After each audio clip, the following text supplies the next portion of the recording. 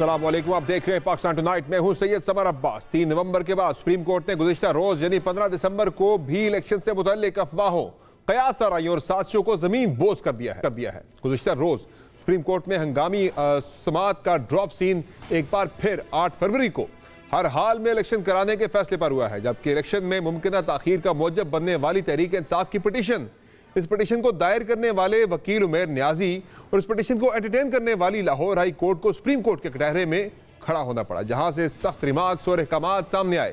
Supreme court ने bureaucracy के तहत इंतखाबात कराने के मामले पर लाहौर हाई कोर्ट के हुक्म इम्तना के खिलाफ इलेक्शन कमीशन की दरखास्त पर गुज़िश्ता रोज की समाअत का तहरीरी हुक्मनामा जारी कर दिया है। 6 सफ़ात पर मुश्तमिल हुक्मनामे में सुप्रीम कोर्ट ने वाज़ेह किया है कि लाहौर हाई कोर्ट का फैसला मुअत्तल किया जाता है और आरोज से मुतालिक लाहौर हाई कोर्ट मजीद कार्रवाई नहीं कर सकती।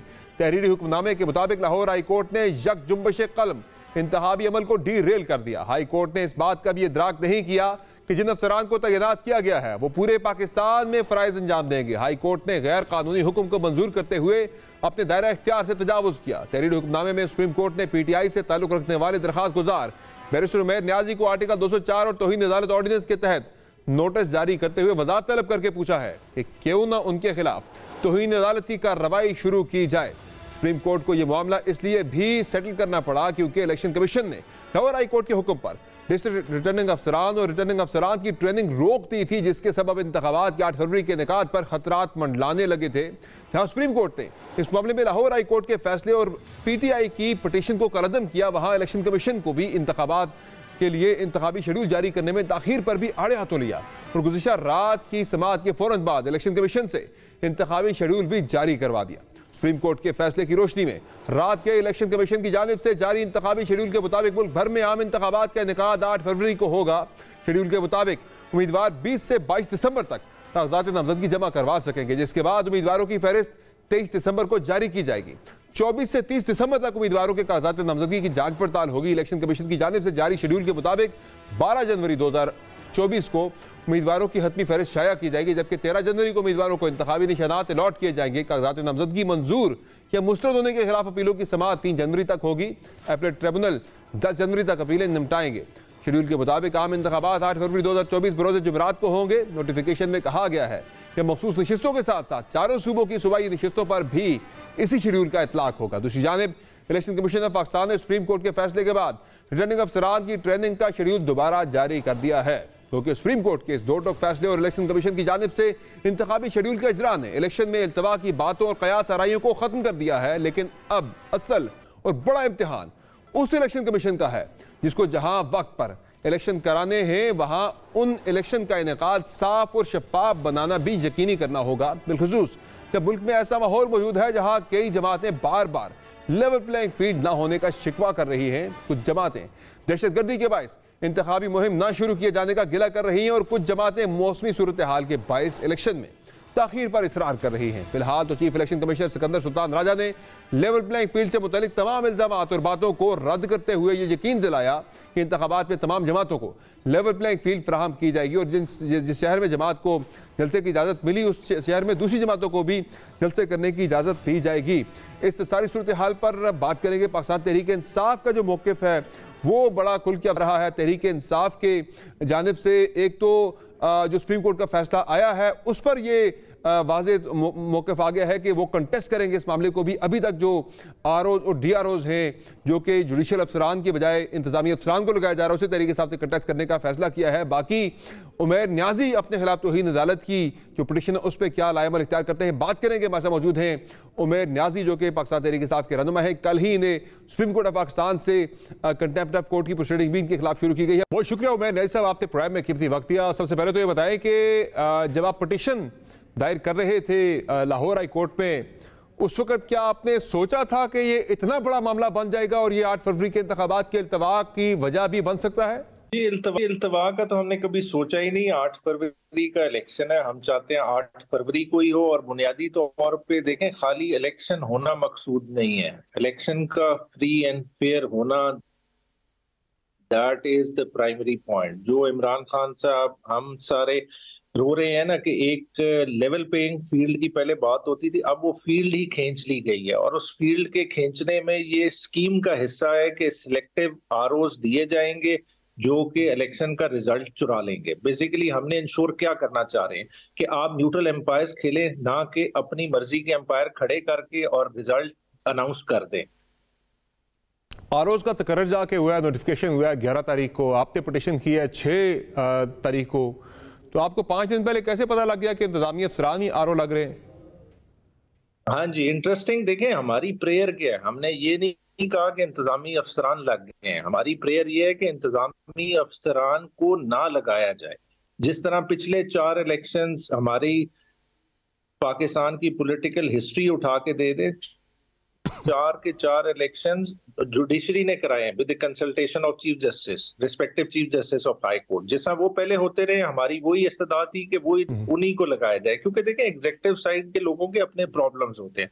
हम ये नहीं कह रहे क्रॉस द बोर्ड सारे करप्ट है या क्या है।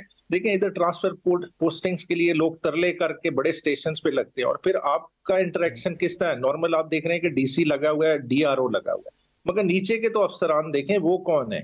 जो एआरओज लगे हुए हैं, दूसरे लगे हैं, तहसीलदार लेवल तक के 2013 में भी तो यही जुडिशियल अफसरान ही आरओज थे। तभी तो खान साहब ने भी तो उस वक्त इल्जाम लगाया था कि ये आरओ इलेक्शन, आरओ ने इलेक्शन चोरी किया। तब तो आप लोगों ने भी कहा था, तभी तो ये जुडिशियल अफसरान ही थे। बिल्कुल जुडिशरी करा रही थी, मगर खान साहब ने 35 पंचर की बात की थी, उन्होंने पूरे इलेक्शन की नहीं बात की थी कि पूरा ऑल अक्रॉस इलेक्शन रिग्ड है। देखें अभी क्या हो रहा है, पंचर को भी बाद में उन्होंने सियासी बयान कह दिया था, लेकिन इल्जाम उस वक्त भी आरओज के ऊपर ही लगा था इलेक्शन को रिग करने का। आपका आरटीएस सिस्टम, सारे फैक्टर्स उसके अंदर कंबाइंड बिल्कुल मौजूद थे, और इलेक्शन वो भी उस तरह से किया गया था। मगर देखें हत्तुल बिसाक कोशिश क्या है, आरटीएस तो 18 में बैठा था जब आप जीते थे। जी हाँ जी, आरटीएस तब बैठा, मगर है कि इस वक्त कोशिश क्या हो रही है कि आप देखें लोगों को इलेक्शन तक पहुंचने दें। इस वक्त सबसे बड़ा खतरा पीटीआई के लिए क्या है कि पीटीआई के लोग अबडक्ट हो रहे हैं, पोस्ट डिसअपीयरेंसेस हो रही हैं, लोगों से बयान दिलाए जाते हैं अपनी मर्जी के। अब क्या हो रहा है, आप देखें जब जुडिशरी कराती है इलेक्शंस, आपके रिटर्निंग ऑफिसर्स के दफ्तर कौन से बनते हैं? वो बेसिकली होते हैं जुडिशियल कॉम्प्लेक्सेस, वो जुडिशियल कॉम्प्लेक्सेस से ऑपरेट कर रहे हैं। अब आपने नॉमिनेशन पेपर अगर देखें, एक तहसीलदार इलाके का है, उसको आपने रिटर्निंग ऑफिसर एक हल्के का लगाया, उसके बाद आप नॉमिनेशन पेपर दाखिल करने किधर जाएंगे? वो किसी एक डिफरेंट जगह पे बैठा है, वो उस तहसील में ही नहीं बैठा हुआ, वो जिले के लेवल पे कहीं बैठा हुआ है। मतलब वो ट्रांसपेरेंसी इंश्योर ही नहीं हो सकती। फिर देखें इन्होंने सारी तरसील करनी है बैलेट बॉक्सेस की, बैलेट पेपर्स की, वो किस तरह से इंश्योर करेंगे आप? लेकिन आप मुझे ये बता दें कि 3 नवंबर के सुप्रीम कोर्ट के फैसले में भी वाज़ेह लिखा था, उस वक्त भी पिटीशन तहरीक इंसाफ ही थी जब इलेक्शन का फैसला हुआ था, 8 फरवरी को इलेक्शन होगा। उसमें वाज़ेह लिखा था आपको ये ऐसी हरकत नहीं होगी कि जिससे जमहूरी अमल डीरेल हो। अब आपके ऊपर भी इस फैसले के अंदर सारे जमहूरी अमल को डीरेल करने का इल्ज़ाम लगा है, तो आप सुप्रीम कोर्ट से भी रुजू कर सकते थे, क्योंकि सुप्रीम कोर्ट ने ही एक मामला इनिशिएट किया था। आप इलेक्शन कमीशन ऑफ पाकिस्तान से रुजू कर सकते थे, लेकिन आपने हाई कोर्ट जाने को क्यों तरजीह दी उस वक्त? देखिए appointment of ROs provincial level पे हो रहे हैं, डिफरेंट जगह पे। इसी तरह केपीके में पिटिशन ऑलरेडी पेंडिंग है, इधर कॉग्निजेंस टेक अप हो गई। ये हाईलाइट इसलिए हो गया कि इसमें ऑनरेबल लाहौर हाई कोर्ट ने एक स्टे ग्रांट कर दिया और फुल बेंच कॉन्स्टिट्यूट हो गया, तो ये इधर ही एजिटेट होनी थी। देखें ये इलेक्शन रोकने के अमल की बात नहीं हो रही, बात हो रही है इलेक्शन के ट्रांसपेरेंट और फेयर होने की। फेयरनेस के लिए तो कभी भी आएंगे, देखें आगे भी इलेक्शन के अमल में प्रॉब्लम्स आएंगे, तो क्या वो हम चैलेंज नहीं करेंगे? क्या इस तरह से एक गैग ऑर्डर पास कर दिया जाएगा कि इस इलेक्शन को कोई क्वेश्चन ही ना करे? क्या हाथ पांव बांध के ये इलेक्शन लड़ाना है तमाम से? तो सुप्रीम कोर्ट का फोरम मौजूद था, वहां जा सकते थे जिन्होंने मामला सारा इनिशिएट किया था। इलेक्शन कमीशन इसमें जो है वो पर्टिकुलर फोरम था, किसी पर्टिकुलर आपको किसी अफसर के ऊपर अगर एतराज था, इलेक्शन कमीशन ऑफ पाकिस्तान से रुजू कर सकते थे। जिनके अगेंस्ट एतराज है क्या उन्हीं को रुजू करते? हमें तो ग्रीवियंस है, इलेक्शन कमीशन जिस तरह से कंडक्ट कर रहा है प्रोसेस, हम उसी को तो इम्प्यून कर रहे हैं, तो उसकी ग्रीवियंस किसके पास लेके जानी थी? चीफ इलेक्शन कमिश्नर के पास तो नहीं लेके जानी थी ना, वो तो लेके जानी थी हाई कोर्ट में, और हाई कोर्ट ने उस पे एक ऑर्डर पास किया है, जुडिशियल ऑर्डर पास किया है। कोई इस तरह का नहीं है कि खाली पिटीशन चली गई है, वो प्रोसेस डिटेल कर रहा है। बुनियादी तौर पे एक जुडिशियल ऑर्डर है जिसको कल ऑनरेबल सुप्रीम कोर्ट ने सस्पेंड किया। बहरहाल सेक्शन 55(3) के तहत तो आपको जाना इलेक्शन कमीशन ऑफ पाकिस्तान के पास ही आपका बनता था, आपको उन पे एतराज था, आप सुप्रीम कोर्ट ऑफ पाकिस्तान में भी जा सकते थे, क्योंकि सारा जो एक्सरसाइज इनिशिएट हुई 8 फरवरी के इलेक्शन की, वो सुप्रीम कोर्ट ऑफ पाकिस्तान से ही सारा मामला इनिशिएट हुआ था। सर मुझे ये बता दें कि ये जो आपने पिटीशन दायर की थी, ये आप अपने जाती हैसियत में की थी? डेट आई है जी जी, आपने जाती हैसियत में आपने ये पिटीशन दायर करने का फैसला किया था या ये पार्टी का फैसला था, खान साहब का फैसला था, किसका था ये? बुनियादी तौर पे ये मेरी अपनी पिटीशन है, मैंने खुद फाइल की है, पार्टी से जरूर इसमें कंसल्टेशन की है, ठीक है, और हमने केपीके में भी फाइल की है और इधर भी फाइल की है, हम उसको ऑन कर रहे हैं, उस पर खड़े हैं। पार्टी में किस लेवल पे आपकी कंसल्टेशन हुई थी? पार्टी में तमाम लेवल पे, टॉप टियर तक। यानी आप कहना चाह रहे हैं कि खान साहब तक ये सारी उनकी मर्जी शामिल थी कि ये पिटीशन होनी चाहिए? खान साहब तो देखें बिहाइंड बार है ना, देखें खान मुशावरत तो उनसे होती है, वकील मिलते हैं जाके रेगुलरली, उनसे सारी डायरेक्शन ले रहे हैं। 8 फरवरी का इलेक्शन इंश्योर हुए, खान साहब से जो डिस्कशन चल रही कि 8 फरवरी का इलेक्शन इंश्योर हुए, बाकी प्रैक्टिकली उसको किस तरह से इंश्योर करना है, हमने कैंडिडेट्स को किस तरह से सेफली पहुंचाना है फील्ड तक, वो सारा तो हमने डिसाइड करना है ना, लीगल साइड ने टेक केयर करना है। सही। अच्छा, मुझे ये बता दें कि चलिए आप कह रहे पार्टी की ऑनरशिप थी, लेकिन आज तो आपके पार्टी के लोग कुछ और बात कर रहे हैं। आज तो आपके पार्टी चेयरमैन बैरिस्टर गौर साहब कह रहे हैं कि कोई भी इंडिविजुअल जा सकता है जी, किसी का भी इंफरादी फेल हो सकता है। लतीफ खोसा साहब भी कह रहे हैं कि जी इस तरह की फ्रिवलेस पिटीशनें आती रहती हैं, इस पर तो ज़्यादा से ज़्यादा यह होता है जुर्माना हो जाता है। वो लतीफ खोसा साहब भी फ्रिवलेस की तरफ इशारा कर रहे हैं। आपके पार्टी चेयरमैन कह रहे हैं जी कोई भी इंडिविजुअल कर सकता है, कोई इतनी बड़ी बात नहीं है। वो तो ऑनरशिप ही नहीं ले रहे इस पिटीशन की। बात है ओनरशिप लेने की नहीं है। देखिए, फ्री एंड फेयर इलेक्शन का हक तमाम वोटर्स का है, ठीक है। Being citizen of Pakistan, being concern citizen, ये मेरा राइट है, मैंने अपना राइट एक्सरसाइज किया है और उस राइट के लिए हम वोट कर रहे हैं, उस पे खड़े रहेंगे। देखिए, बाकी ये इंडिविजुअली कोई खोसा साहब क्या कहते हैं वो तो आप उन्हीं से कमेंट लेंगे ना, मैं उनसे तो नहीं लूंगा, मगर कल इंशाल्लाह ताला उनकी पार्टी में ज्वाइनिंग है, वो जरूर अटेंड करेंगे। अच्छा, मुझे ये बता दें कि अब आपने फैसला क्या किया है, इसको आगे किस तरह से लेके चलना है? ज़ाहिर अब इलेक्शन तो हो रहा है 8 फरवरी को और इन्हीं इंतजामी अफसरान की निगरानी में ही हो रहा है, तो क्या करेगी पाकिस्तान? देखिए आपका जो गिला है, मैं बिल्कुल उससे एग्री करता हूँ इस हद तक कि वही लोग जो MPO के ऑर्डर जारी करके आपके कैंडिडेट्स को हिरासत में ले रहे हैं, वही उनसे आपका शिकवा बिल्कुल जायज़ है। मगर अब आप करेंगे क्या आगे? आपका वे फॉरवर्ड क्या है? लड़ेंगे इलेक्शन ऐसे ही, कोई बाइकआउट करेंगे या कंटेस्ट करेंगे इस फैसले को सुप्रीम कोर्ट ऑफ पाकिस्तान के? क्या लाएमल क्या है? देखिए, इलेक्शन लड़ के ही सियासत की जाती है, बाइकआउट कभी भी सियासी रास्ता नहीं हुआ, ठीक है। बाइकआउट जिन भी पार्टीज ने किया हमेशा नुकसान ही उठाया है। पीपल्स पार्टी ने बाइकआउट किया, उन्होंने नुकसान उठाया, हमने बाइकआउट एक इलेक्शन का किया, नुकसान उठाया। वो उससे कभी, ये तो ऑप्शन ही नहीं है कि बाइकआउट करें। बाकी जो प्रोसीजरल इरेगुलरिटीज हो रही है, लैप्सेस हो रही है, ये टाइम टू टाइम ये हम इसी शिद्दत के साथ एजिटेट करते रहेंगे, चाहे हमें उसमें रिलीफ मिले ना मिले। हमने रिकॉर्ड पे लाना है कि पाकिस्तान की तारीख में एक पॉपुलर जमात जिसकी रेटिंग 75% से ऊपर है, उसको किस तरह किनारे लगाया जा रहा है और किस तरह लंदन एग्रीमेंट के तहत एक गवर्नमेंट को इंस्टॉल करने के लिए 2 अंपायर उसके पीछे खड़े हैं, वो चीज को हम हाईलाइट करते रहेंगे। नहीं, वो हाईलाइट करने का, एजिटेट करने का तरीकाकार क्या है? सुप्रीम कोर्ट ऑफ पाकिस्तान में कोई फ्रेश पिटीशन डालेंगे, करेंगे क्या? वो पिटीशन फाइल, जाहिर बात है वो फॉलो अप करेंगे। वो कल डिटेल में इस पे हमारी मीटिंग होनी है, हामिद खान साहब उसमें ऑन बोर्ड होंगे, वो सारी चीजों को देख के जाहिर बात है लाए अमल देंगे, क्योंकि ये एक इंडिविजुअल के तो नहीं डिसीजन होता ना, सारे इकट्ठे करनी है खुशाफर। अच्छा, दूसरा मुझे ये बता दें, आपको जो तौहीन अदालत के हवाले से शोकाज की कल बात हुई है, फैसला हुआ है, क्या आपने फैसला किया है? गैर मशरूत माफी मांगेंगे सुप्रीम कोर्ट ऑफ पाकिस्तान से या कंटेस्ट करेंगे इस कंटेम्प्ट ऑफ कोर्ट को भी? बात है, लीगल रेमेडी का राइट कोई क्लॉग कर ही नहीं सकता, ठीक है। अगर कानून में अगर अदालतों को अप्रोच करना जुर्म है तो फिर तो अदालतें ही बंद हो जाएंगी, ठीक है। और दूसरा देखें, प्राइमरीली मेरे तक आने से पहले देखें उस पर एक जुडिशियल ऑर्डर पास हुआ है, ऑनरेबल हाई कोर्ट के जज ने पास किया है, उन्होंने अपना जुडिशियल माइंड अप्लाई करते हुए पास किया है, ठीक है। तो पहले तो कंटेम्प्ट अगर देखते हैं तो उसकी डिफरेंट स्टेजेस है ना, फिर काफी सारी चीजों से गुजर के आना पड़ेगा, तो हम अपना उस पे मेरिट पे उसे कंटेस्ट करेंगे। कंटेस्ट करेंगे, माफी नहीं मांगेंगे? कंटेस्ट करेंगे डेफिनेटली, इसमें माफी वाली बात ही नहीं है, इसमें तौहीन क्या है। दूसरा मुझे ये बताएं कि कल आपकी पार्टी ने सुप्रीम कोर्ट ऑफ पाकिस्तान में आपकी रिप्रेजेंटेशन नहीं थी, सुबह से ये खबरें इस्लामाबाद में गर्म थी कि यह मामला टेकअप हो सकता है शाम में। सुप्रीम कोर्ट ऑफ पाकिस्तान में चीफ इलेक्शन कमिश्नर की मुलाकातें चल रही थी और खबरें भी टीवी चैनल्स पे चलना शुरू हो गई थी शाम से ही कि भाई ये आफ्टरनून से शुरू हो गई थी कि हो सकता है आज ही ये शाम को supreme court of Pakistan take up कर ले इस मैटर को, इलेक्शन वाले को। तो इस्लामाबाद में कोई वकील नहीं था आपका कि एक जूनियर खातून वकील जो है वो भी उस मौके पे जाके उन्होंने इंटरप्ट किया वहां पे जब ऑर्डर डिक्टेट किया जा रहा था?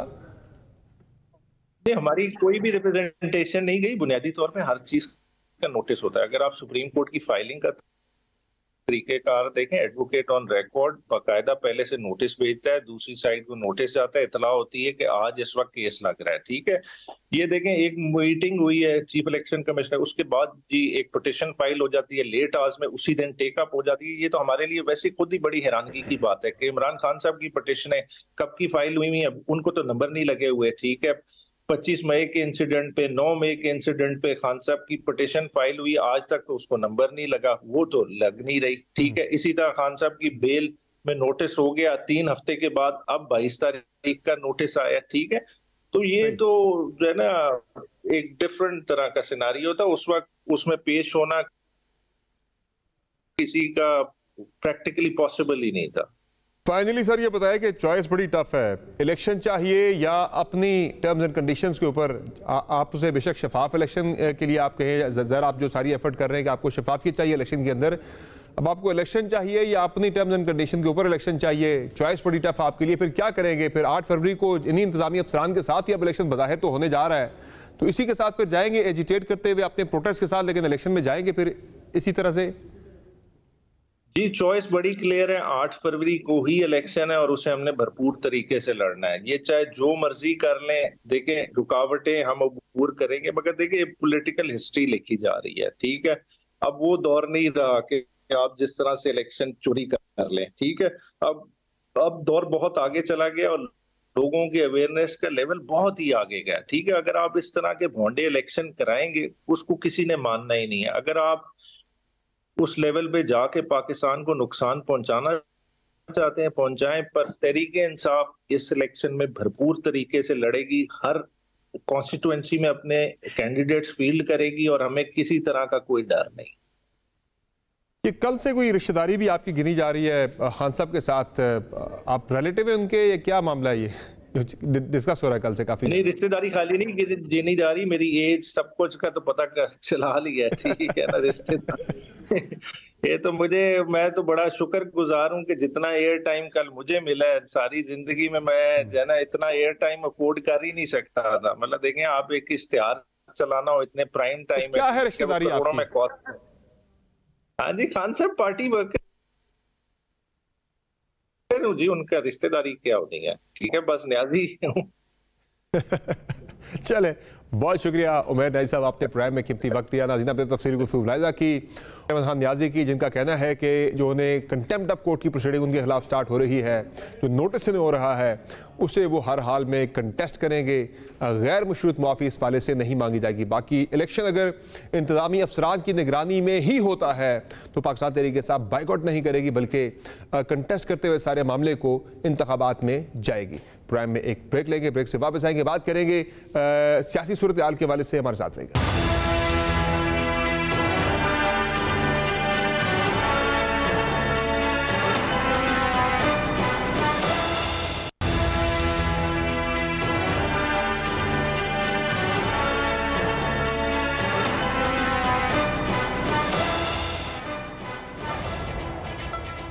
Welcome back.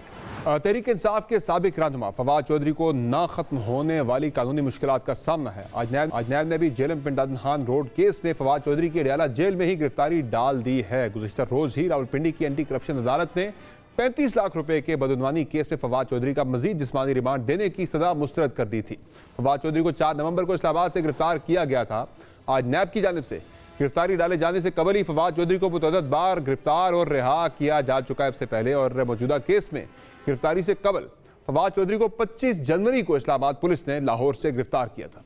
इस मौका पर इस्लामाबाद पुलिस का इल्ज़ाम था कि फवाद चौधरी ने आईनी इदारों के खिलाफ शरंगेजी पैदा करने और लोगों के जज्बात मुश्तिल करने की कोशिश की। ताहम 1 फरवरी को फवाद चौधरी को जमानत मंजूर होने के बाद अडियाला जेल से रिहा कर दिया गया था। इससे कबल 9 मई को बानी चेयरमैन पीटीआई की गिरफ्तारी के बाद होने वाले एहतजाज और तोड़फोड़ के बाद फवाद चौधरी समेत पाकिस्तान तहरीक इंसाफ के कम अज कम 13 सीनियर रहनुमाओं को मेंटेनेंस ऑफ पब्लिक ऑर्डिनेंस के तहत गिरफ्तार कर लिया गया था। रिहाई के बाद 24 मई को फवाद चौधरी ने पीटीआई छोड़कर साबिक वज़ीर-ए-आज़म से अपनी राहें जुदा करने का ऐलान किया था और जून में फवाद चौधरी ने जहांगीर खान तरीन की इस्तेकाम पाकिस्तान पार्टी में शमूलियत इख्तियार कर ली थी। तहाँ फवाद चौधरी की इस जमात में होने और न होने से मुतल्लिक अफवाहें जुबान इंतजाम थी। इसके बाद बज़ाहिर फवाद चौधरी एक बार फिर कानूनी मुश्किलात से दो चार हो गए, जिनके बकौल उनको आप कुछ इस तरह से मिलेगा। सारे जाली केसेस भुगत रहे हैं, ये केस खत्म होगा और बन जाएंगे। पाकिस्तान में जाहिर है इस वक्त सुप्रीम कोर्ट में तो यूँ लग रहा है कि मरा होना जरूरी है आपका केस सुन, तो अब इंतजार करते हैं कम अरसे। इस सब के बावजूद फवाद चौधरी बज़ाहिर अपनी सियासी मुहिम और इलेक्शन की तैयारी के लिए भरपूर मुतहर्रिक हो गए हैं और इस मकसद के लिए उन्होंने अपनी अहलिया को मैदान में उतारा है। इनको न सिर्फ कानूनी और सियासी चैलेंजेस दरपेश हैं, बल्कि वहाँ खानदानी महाज पर भी एक जंग लड़ी जा रही है। हाल ही में उन्होंने एक इंटरव्यू में कई मीडिया इंटरेक्शंस में अपने देवर फैसल चौधरी पर फवाद चौधरी और अपने लिए मुश्किलात खड़ी करने का इल्ज़ाम आयद किया है। इस वक्त फवाद चौधरी की अहलिया हेबा चौधरी हमारे साथ मौजूद है, उनसे बात करते हैं। उन्होंने सोमवार से अपनी इलेक्शन कैंपेन भी स्टार्ट करनी है फवाद चौधरी के हल्के से। अस्सलाम वालेकुम जी। जी बहुत शुक्रिया आपने प्रोग्राम में ज्वाइन किया। सबसे पहले तो ये बताएं कि क्या फैसला हुआ है आपकी फैमिली के अंदर आप फवाद चौधरी साहब के हवाले से? अभी तक तो जाहिर है वो नाअहल नहीं हुए, वो इंतखाबी मैदान के अंदर इलेक्शन लड़ने के लिए पूरी तरह अहल हैं, तो आज़ाद लड़ रहे हैं इलेक्शन, तहरीक इंसाफ के टिकट से आ रहे हैं, क्या फैसला क्या हुआ है? सबसे पहले तो मैं ये कहना चाहूँगी जी, ये तो हमें बिल्कुल एक हमारा क्लियर स्टांस है कि फवाद चौधरी साहब अभी नाअहल नहीं है और ऐसा कोई भी हमें ईसीपी की तरफ से या हाई कोर्ट की तरफ से या सीनियर सुप्रीम जजेस की तरफ से कोई भी ऐसा ऑर्डर नहीं उनके खिलाफ पास किया गया। किसी केस में सजा भी नहीं सुनाई गई कि हम कहें कि वो नाअहल हो गए। अभी तक सजा नहीं। इसके ऑपोजिट अगर हम देखें तो उनको केसेस का बिल्कुल सामना है। जैसे कि आपने देखा कि आज नैब में उन्होंने गिरफ्तारी डाली है और अगर आप नोटिस को देखें तो उसके ऊपर डेट मेंशन नहीं है। If you see the notice there is no date कि कब उन्होंने इनको इनिशिएट किया या कब उनको किया, लेकिन हमें तो जी टीवी से ही पता चला, मुझे स्पेशली सुबह, कि जी the NAB team is coming to Adiala. और फिर ये भी खबर आई कि जी जज साहब क्योंकि तोशाखाना केस में वहीं आ रहे थे तो मे भी फवाद को नैब के वहीं पे वो ऑर्डर करके हवाला कर दें, लेकिन अभी वो उधर ही हैं। I think it's on a inquiry उस पर है, लेकिन मुझे अभी कोई आइडिया नहीं है क्योंकि मेरी फवाद साहब से बात नहीं हुई है इस हवाले से।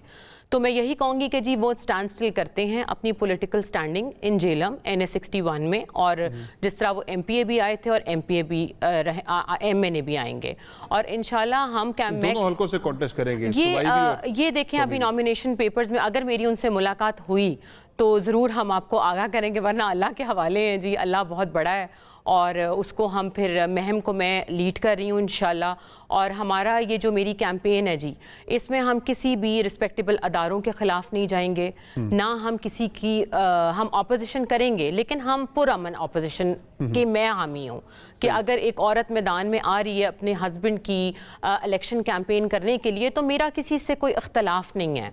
तो मेरी यही रिक्वेस्ट है सारे इदारों से भी और CM पंजाब से भी कि जी हमें पुरअमन इलेक्शन में कैंपेन करने की इजाज़त दी जाए। क्या फैसला क्या है? आप तहरीक इंसाफ के प्लेटफॉर्म से कैंपेन शुरू कर रही हैं या नहीं? जी अभी तो मैं आज़ाद कर रही हूँ जी, बिल्कुल। हम किसी अभी पार्टी से मैं मुंसलिक नहीं हूँ जी, मैं सिर्फ आवाम के पास जा रही हूँ उनका मैसेज लेके, उनका वोट जो बैंक उन्होंने 2018 में अपना बनाया था, मैं सिर्फ उसको बरकरार रखने के लिए जा रही हूँ। बाकी ये फवाद चौधरी साहब का फैसला है कि वो कौन सी पार्टी ज्वाइन करेंगे और कौन सी वो पार्टी में शमूलियत इख्तियार करते हैं या क्या होता है, बट मेरा किसी भी पार्टी से कोई ताल्लुक नहीं है इस वक्त। कुछ मैसेजिंग गालिबन हुई थी तहरीक इंसाफ के साथ, राब्ते वगैरह हुए थे, जिसके बाद वो रगड़े में भी आ गए कि एक के बाद केसेस किस हवाले से आप बात कर रहे हैं? PTI के साथ राब्ते वगैरह कुछ हुए थे? कब हुए थे? ये कोई आज से 2-3 महीने पहले, गिरफ्तारी से पहले कोई इस तरह की खबरें आई थी जिसके बाद उनकी कानूनी मुश्किलात बढ़ती मेरे इल्म में नहीं है। जहां तक मुझे पता है उनके ऊपर जो अभी केस है एंटी करप्शन का, वो हमारे PD खान का केस है। फिर आज जो नैब में है वो ड्यूल कैरेजवे का है और उस पर भी इल्ज़ाम है कि इन्होंने 35 लाख रुपए लिए और जिनमें उनको अरेस्ट करके जुडिशल किया गया है, वो आपको पता है 50 लाख रुपए रिश्वत लेने का केस है। और फिर एक यूरिया चोरी करने का भी केस है और बोरियां भी चोरी कर ली हमने, बहुत कुछ हमने चोरी कर लिया। लेकिन कोई नहीं, देखें as far as he is judicial and we can with law and order के तहत हम उनको देख सकते हैं, मिल सकते हैं, तो इंशाल्लाह हम बिल्कुल कानून का कैंपेन तो आपने सुबह से शुरू करनी है, लेकिन एक बड़ा चैलेंज है जो वहाँ का जो ख़ानदान है, रुदर ख़ानदान, जिससे फवाद चौधरी साहब भी हैं, वो हमेशा ख़ानदान पूरा इकट्ठा फवाद चौधरी साहब नहीं, मैं भी उनकी बहू हूँ, अब मैं भी उसी ख़ानदान से बिलोंग करती हूँ जी। जो उनकी फैमिली है वो रुदर ख़ानदान जो है वो एक इकाई के तौर पर इलेक्शन लड़ता है तो कामयाब होता है। अब फर्रुख अतलात चले गए हैं मुस्लिम लीग नून के अंदर। फवाद चौधरी साहब अभी उनका स्टेटस नहीं पता, वो इंडिपेंडेंट आते हैं, तरीके इंसाफ से आते हैं, किस पार्टी की तरफ से वो आते हैं। तो ये डिवीजन के बाद ये खानदान जब डिवाइड हो जाएगा तो ये अपनी स्टैंडिंग बरकरार रख पाएगा हल्कों के अंदर? देखिए मैं वोट मांगने नहीं, मैं जी वोट मांगने फवाद चौधरी साहब का जा रही हूँ। अच्छा। मैं अपनी हैसियत के लिए वोट मांगने नहीं जा रही। मैं सबसे पहले आपके भी प्रोग्राम में ये क्लियर करना चाहूंगी कि मैं फवाद साहब का वोट मांगने जा रही हूँ। मैं खुद किसी की उस पर नहीं जा रही हूँ कि जी मुझे वोट दें। वो और हाइपोथेटिकली अगर आप कहें तो उसके अगर वो ना हेल होते हैं, कोई सूरत अल्लाह ना करे बने ऐसी, या नहीं इलेक्शन लड़ने दिया जाता है, पेपर मुस्तरद हो जाते हैं, तो उसके बाद भी लाएअमल हमारे पास है, लेकिन हम उस वक्त बताएंगे। अभी स्टिल स्टैंडिंग यही है कि जी आपके सामने मैदान खुला है, मैं भी हिम्मत करके अपने शौहर की कैंपेन करने आ रही हूँ। लाएअमल की जो आप बात कर रही हैं उसमें फैसल चौधरी साहब भी उस लाएअमल में ऑन बोर्ड हैं या नहीं है? जो इलेक्शन कैंपेन में है, अब मुझे उनका क्लियर नहीं है कि वो खुद टिकट लेना चाह रहे हैं या खुद लड़ना चाह रहे हैं, वो आपको बेहतर बता सकते हैं जी। लेकिन मुझे जो मेरे हस्बैंड ने जो मुझे कहा है, मैं जी उसके ऊपर चल रही हूँ। वैसे फैसल चौधरी साहब के खिलाफ जो आपने मुख्तलिफ बातें की भी, आपने उन पर अदम एतमाद का इजहार भी किया, शक का इजहार भी किया कि वो फवाद चौधरी को साइड लाइन करके खुद टिकट लेने की दौड़ में वो काफ़ी ऐसे से एसोसिएटेड है इंसाफ लाइज फोरम के साथ, तहरीक इंसाफ के मुकदमात भी लड़ रहे हैं। इवन अभी भी फवाद चौधरी का मुकदमा दायर है, वही लड़ रहे हैं। अगर फवाद चौधरी को उन पे कोई शक होता तो वो उनको अपना केस ही देखें। अगर आप इंसाफ लॉयर्स की बात करते हैं तो जब फवाद चौधरी साहब ने पीटीआई या सियासत छोड़ने का एक स्टॉप ब्रेक लेने का ट्वीट किया था, तो उसके बाद कुछ अरसे के बाद खान साहब ने सारे वकील डी नोटिफाई कर दिए थे। वो नोटिफिकेशन आपके पास होगा, तो उसमें जितने भी लॉयर्स थे उसमें इनका भी नाम था। तो he is no more lawyer of तरीके इंसाफ, क्योंकि जाहिर है जब भाई ने पार्टी छोड़ी तो फैमिली को भी फिर साथ ही मेरे ख्याल से तो साथ खड़ा होना चाहिए हमें, और हमें फवाद साहब की आवाज़ बन के एक साथ चलना चाहिए। मेरी राय ये है जी कि ये होना चाहिए।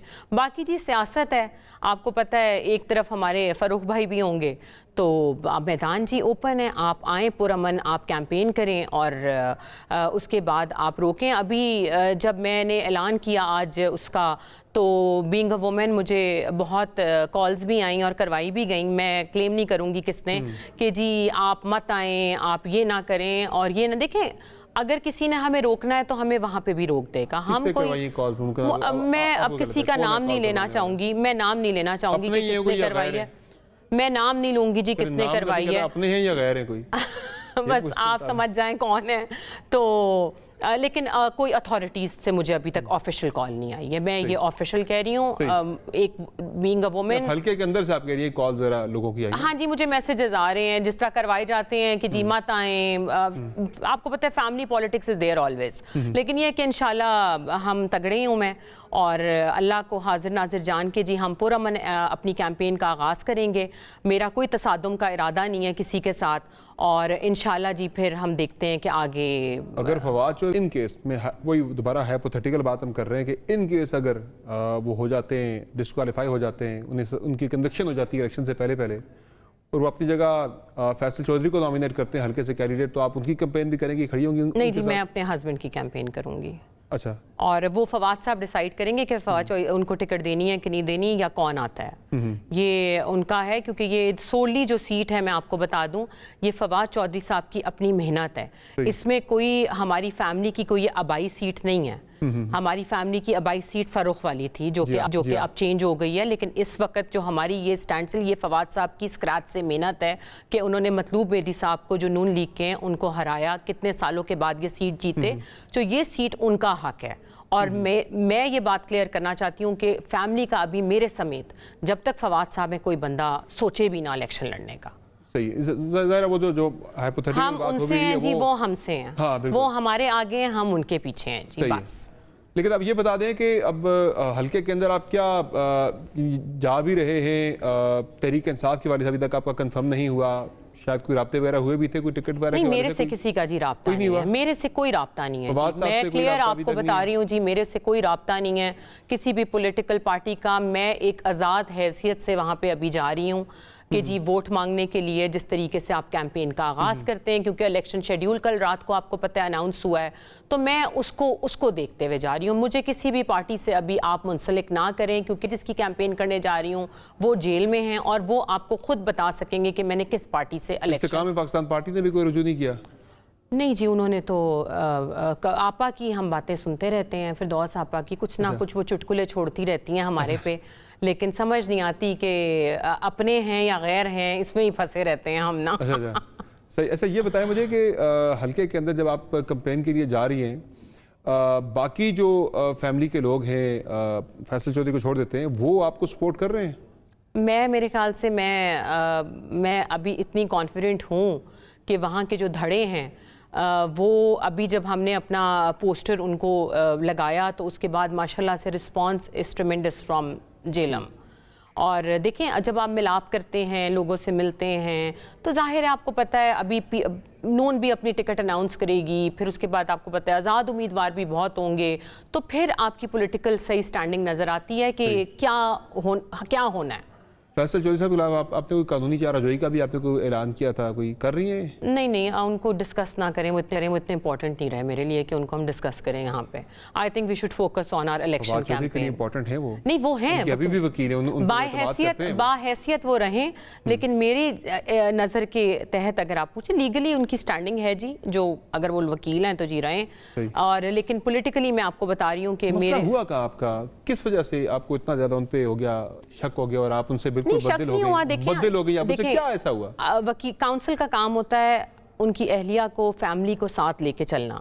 उनका काम है कि हमारा जो भी लीगल राइट है वो उसको फॉलो करें, लेकिन जब हमें नहीं रखा जाता लूप में तो जाहिर सी बात है, आपको पता है कि चीज़ें फिर डिफ़िकल्ट हो जाती हैं मेरी और मेरी बेटियों के। अगर आपको फवाद साहब ने हमारी जिम्मेदारी दी है कि आप वकील हैं और आपका काम है कि आप हमें हर चीज़ से आगाह करें, और जो कि नहीं किया वो फैमिलीज़ में आपको पता है चलता रहता है, लेकिन मेरे लिए वो इतना वो नहीं करते कि मेरी कोई कैंपेन पे असर पड़ेगा। हाँ, मेरी कैंपेन पे तब असर पड़ेगा जब अगर मुझे कोई थ्रेटनिंग कोई मैसेजेस आए या इस किस्म के आए, तो फिर उसके ऊपर लीगल एक्शन बिल्कुल लिया जाएगा जैसा भी होगा। लेकिन अभी तक तो माशाल्लाह से फवाद साहब का पैगाम लेके जा रहे हैं, और अल्लाह से उम्मीद है कि हम इंशाल्लाह सुरखुरू हुए या जो भी अल्लाह को मंजूर हो। पिछली तो जब जेल काटी थी तो फवाद चौधरी साहब काफ़ी ज़्यादा जज्बाती हो गए थे, काफ़ी इमोशनल हो गए थे बच्चियों को लेकर। इस वक्त पर क्या सूरत है? इस दफ़ा भी जी वही सूरत हाल है, बल्कि उससे ज़्यादा है, क्योंकि हमारी 14 दिन जब मीटिंग नहीं हो सकी तो जाहिर सी बात है, आपको पता है वो एक बाप है, बच्चियां हैं, बहुत अटैच हैं, तो यहाँ पे बस ख्याल रखना चाहिए जी, हो जाती हैं गलतियाँ, लेकिन उसको आप पॉलिटिकल वेपन ना बना लेना। बाकी ये है कि जी अल्हम्दुलिल्लाह मैं और फवाद एक पेज पे हैं जी, and we are pretty much sure, और मैं जो भी रद्द अमल या लाए अमल दूंगी या कोई भी पैगाम दूंगी, it's from Fawad Chaudhry officially. मैं अपनी तरफ से कोई भी पैगाम इतने बड़े चैनल पे आके नहीं दे सकती या मीडिया फोरम पे नहीं दे सकती। क्यों वजाहत करनी पड़ती है कि आप और फवाद चौधरी सियासी मामला को लेके एक पेज पर हैं? इसलिए करनी पड़ती है कि बहुत से लोगों को ये खदशा फैलाया जाता है कि जी नहीं हम हैं सब कुछ, लेकिन जब कोई औरत बात कह रही होती है तो जाहिर है I have to clear it, क्योंकि मैं उनको रिप्रेजेंट कर रही हूँ, तो मुझे क्लियर ज़रूर करना है कि जी आई एम फ्रॉम हिम और मैं उनके साथ खड़ी हूँ। सही। जिसने टिकट लेनी है जाके वो ले, और जिसने लड़ना है, देखें सियासत तो आपको पता है घर के 6 लोग भी MP MNA होते हैं, they are not on the same page, तो उसमें फिर आप दिल बड़ा करके आए मैदान में। वैसे दिल बड़ा करना है तो फिर एक सीट पे आप या फवाद साहब और दूसरी सीट पे मैं नहीं हूँ जी, फवाद मैं नहीं हूँ किसी सीट पे। मेरा फवाद साहब आ जाए साथ, दूसरी पे MPA पे फैसल चौधरी को ये फवाद साहब नहीं, तो ये फवाद साहब करें उनसे बात, उन्होंने फैसला करना है, उन्होंने फैसला करना है जी। मैं तो सिर्फ उनकी आप समझे मैसेंजर हूँ ना। सही है। और मुझे तो प्लीज ना ही पॉलिटिकली इतना वो करें, मैं उनकी मैसेंजर हूँ। बाकी जो इन्होंने तय करना है वो फवाद साहब से खुद तय करें कि फैसल चौधरी ने आना है या मैंने आना है या किसने आना है, वो बताएंगे आपको जी। और अगली मुलाकात पे आप उनसे मुकम्मल अमल ले लेंगी कि सियासी क्या? हाँ जी, वो तो हमारी बात होती रहती है, बट मैं अभी इतना क्लियर सब चीजें बता नहीं सकती ना। With the passage of time we let you know कि व्हाट इज आवर प्लान। और हल्के में भी तहरीक इंसाफ के लोगों का, तहरीक इंसाफ का बड़ा जोर है, पॉपुलैरिटी है बड़ी, देंगे लोग आपको तहरीक इंसाफ के वोट? मुझे नहीं पता कि क्या होगा अभी तो देखें वो अभी तो देखें कुछ भी पता नहीं है। अभी तो तहरीक इंसाफ जिस सिचुएशन से गुजर रही है वो आपको भी पता है और मुझे पार्टी गुजरी है, लेकिन वोटर खड़ा है साथ। वो आपकी बात बिल्कुल ठीक है, लेकिन वोटर के लिए आपको इलेक्टेबल भी चाहिए वहां पे ना, इलेक्टेबल भी चाहिए ना। दोनों इक्वली आप करिए, इंपॉर्टेंट है दोनों इक्वली। देखिए ये अभी आपको अभी मेरे ख्याल से आपको जब पूरा इलेक्शन शेड्यूल सारा हो जाएगा तो उसमें आपको क्लियर हो जाएगा कि कौन कौन सी, देखिए ना अभी तो बहुत उम्मीदवार हैं, तो क्लियर हो जाएगा कि जी आपको बताइए तो फिर आखिरी दिन तक चहमी चलती रहती है कि क्या है क्या नहीं है। But we hope for the best जी, जो भी हमारी इलेक्टेबल गवर्नमेंट आए, चाहे वो नवाज शरीफ साहब की है, चाहे वो जरदारी साहब की है, चाहे वो IPP या एनी अदर पॉलिटिकल पार्टी, मेरा सिर्फ एक ही जी पैगाम है जी, पाकिस्तान फर्स्ट और सब कुछ भुला के उसके बारे में सोचिए। थैंक यू सो मच, बहुत शुक्रिया हिबा फवाद चौधरी साहब, आपने प्रोग्राम में ज्वाइन किया। नाज़रीन, अपने गुफ्तगू मुलाहिज़ा की फवाद चौधरी की अहलिया हिबा फवाद चौधरी की, जो सोमवार से अपने हल्के में फवाद चौधरी की कैंपेन शुरू कर रही हैं। प्रोग्राम में एक ब्रेक लेंगे, ब्रेक के बाद बात करेंगे army chief general Asim Munir के पहले दौरा अमेरिका के हवाले से, ये दौरा कितना इंपॉर्टेंट है और इसमें क्या पाकिस्तान अचीव कर सकता है, बात करेंगे ब्रेक के बाद। हमारे साथ रहेगा।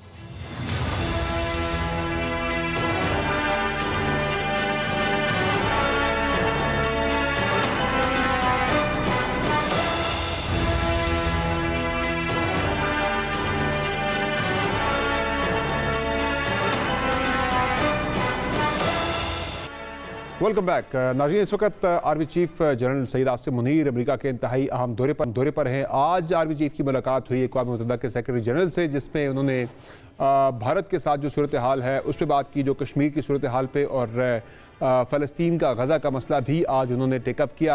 और इसके अलावा जो खित्ते की मजबूत सूरत हाल है अफ़गानिस्तान को लेकर, उस पर भी अमरीकी हुकाम के साथ जो आला सतह की मुलाकातें हुई हैं, दो तरफ़ा ताउन को बढ़ाने के साथ साथ अफ़गानिस्तान की सूरत हाल भी डिस्कस हुई है।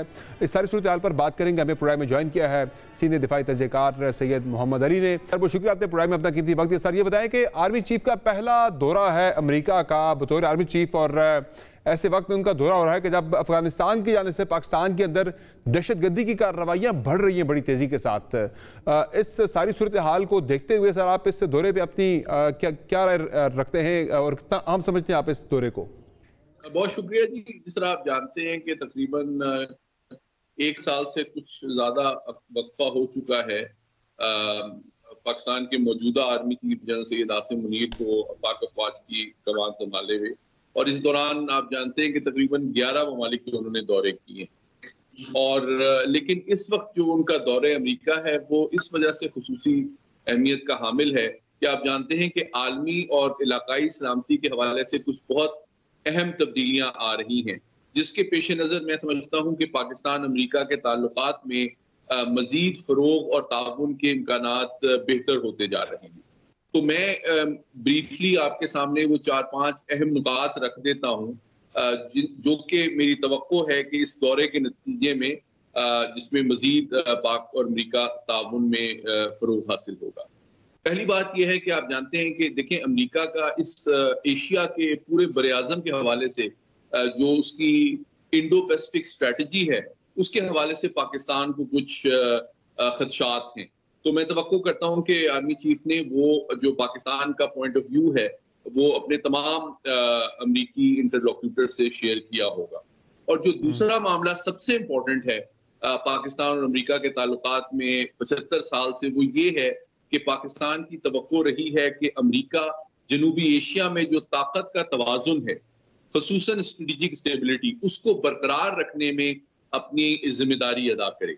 और इसका मतलब ये है कि जो टेक्नोलॉजी, वेपन सिस्टम्स वगैरह भारत को हासिल हैं, अगर उनकी मिकदार और मेयार में बहुत ज्यादा इजाफा होता है तो इस खित्ते में ताकत के तवाजुन पे असर पड़ सकता है, जो कि अमन के हवाले से बेहतर नहीं होगा। ये दूसरा पहलू है। तीसरा पहलू ये है कि इस दौरे के जरिए आर्मी चीफ को ये मौका भी मैसर आया है कि वो चीन पाकिस्तान दोस्ती के हवाले से जो खदशात हैं अमेरिका में, उनको भी दूर कर सकें कि जनाब पाकिस्तान और चीन की जो दोस्ती है वो इस खित्ते में तरक्की और खुशहाली के लिए है। उसका मकसद तो सर मुझे ये भी सर बताइएगा मुझे कि क्या पाकिस्तान और अफगानिस्तान, इस वक्त जो अफगानिस्तान के अंदर हम देख रहे हैं कि कलदम TTP के ठिकाने हैं, वहाँ से पाकिस्तान के अंदर दहशतगर्दी हो रही है, बात हो रही काफ़ी ज़्यादा, कुछ अमेरिकी अखबार के अंदर रिपोर्ट भी हुआ है कि पाकिस्तान जो है टारगेटेड स्ट्राइक कर सकता है अफगानिस्तान के अंदर जो टीटीपी के ठिकाने हैं उनके ऊपर। तो इस हवाले से भी सर आप समझते हैं कि इस दौरे में कोई बातचीत हो सकती है? देखिए, मैं समझता हूं कि जो मौजूदा काबुल इंतजामिया है वो यकीनन जो आलमी बरादरी की उससे तवक्कुआत हैं टेररिज्म के खात्मे के हवाले से, वो उनको पूरा करने में नाकाम नजर आता है। ये यकीनन एक तशवीश का मामला है पाकिस्तान के लिए भी और इस खिते के दीगर ममालिक चीन, रूस, ईरान और अमेरिका के लिए भी। और आप जानते हैं कि अमेरिका की जानिब से कई ड्रोन स्ट्राइक्स वगैरह हुई हैं अफगानिस्तान में दहशतगर्द ठिकानों के ऊपर, इंक्लूडिंग काबुल के अंदर भी। तो मैं ये तवक्को करता हूं कि अमेरिका की भी तशवीश में इस हवाले से इजाफा हो रहा है। पाकिस्तान यकीनन सिफारती सतह पे हमने दबाव में इजाफा किया है ताकि अफगान हुकूमत को अपनी जिम्मेदारियां याद कराई जाए, लेकिन डायरेक्ट जो यूज ऑफ फोर्स है अफगानिस्तान के अंदर, सरहदों के अंदर, मैं समझता हूं कि ये एक लास्ट ऑप्शन हो सकती है। लेकिन इससे पहले आई थिंक कि हमारे पास बहुत से मौके ऐसे हैं जिसके जरिए से हम अफगान हुकूमत से ये तवक्को करें कि वो जिम्मेदारी का मुजाहरा करे और इनका खात्मा करे, क्योंकि अगर वो ऐसा नहीं करता तो यकीनन ये अफगानिस्तान की अपनी सलामती और स्टेबिलिटी के लिए भी नुकसानदेह है। दूसरा, इस वक्त जो हम खित्ते की सूरत हाल की बात करें, अफगानिस्तान के अलावा भारत के जो यकतरफा इकदाम है कश्मीर की डेमोग्राफी तब्दील करने के हवाले से, वहाँ इंसानी हकूक़ की खिलाफ वर्जियों के हवाले से, उस पर भी पाकिस्तान में काफ़ी ज़्यादा तशवीश पाई जाती है। इस पर आज भी मुलाकात हुई अक़वाम मुत्तहिदा के सेक्रेटरी जनरल के साथ भी और अमरीकी हुकाम से भी यकीनी तौर पर बातचीत हुई होगी भारत के पस मंज़र में भी। क्या आप समझते हैं किस तरह का रिस्पॉन्स एक्सपेक्ट हमें करना चाहिए इस पर? देखिए, कश्मीर, चूंकि मसला कश्मीर आप जानते हैं कि एक बैनुल-अक़वामी मसला है जो कि अक़वाम मुत्तहिदा के मतलब एजेंडे पे तकरीबन 75 साल से है। तो यकीनन अपने दौरे अमेरिका और अपनी यूएन सेक्रेटरी जनरल के साथ मुलाकात के दौरान मैं ये तवक्को करता हूं कि पाकिस्तान के आर्मी चीफ ने यकीनन ये मामला उठाया होगा। अमेरिका, चूंकि आप जानते हैं कि अक़वाम मुत्तहिदा की सिक्योरिटी काउंसिल का परमानेंट रुकन है, तो यकीनन उनकी जिम्मेदारी जो है उसकी भी यहाँ याद दहानी कराई गई है कि वो अपना रोल प्ले करे, ताकि इस खित्ते में देखें अमन और सलामती का देरपा होना इस बात से जुड़ा हुआ है कि मसले कश्मीर का एक पुरअमन और मुनसिफाना और देरपा हल मुमकिन हो सके। तो यकीनन अमेरिका को इसमें अपना रोल प्ले करना चाहिए। और साथ ही साथ जिस तरह यूएन सेक्रेटरी जनरल से भी उनकी मुलाकात हुई तो उन्होंने यकीनन इस बात पे भी जोर दिया है कि अक़वाम मुत्तहिदा जो है, पाकिस्तान की जो पोजीशन है मसले कश्मीर पे, वो अक़वाम मुत्तहिदा की चार्टर, उसकी करारदादों और उसके रोल के ऊपर मबनी है। तो सबसे इम्पोर्टेंट रोल जो है वो अक़वाम मुत्तहिदा का है कि वो अपनी जिम्मेदारी पूरी करे ताकि कश्मीरियों को भारतीय जुल्म और तसल्लुत से और जो उसके रिसेंट इक़दामात हैं कि वो बहुत शुक्रिया सैयद अली मोहम्मद साहब, आपने प्रोग्राम में अपना कीमती वक्त दिया। यकीनी तौर पर यह दौरा बड़ा इंपॉर्टेंट है आर्मी चीफ का और देखते हैं कि अमेरिका की जानिब से किस तरह का मौक़िफ़ इख्तियार किया जाता है। पाकिस्तान की जो जायज़ इस वक्त तहफ़्फ़ुज़ात हैं भारत को लेकर, अफगानिस्तान की सूरत हाल को लेकर। आज के शो में इजाज़त दीजिए, अल्लाह हाफ़िज़।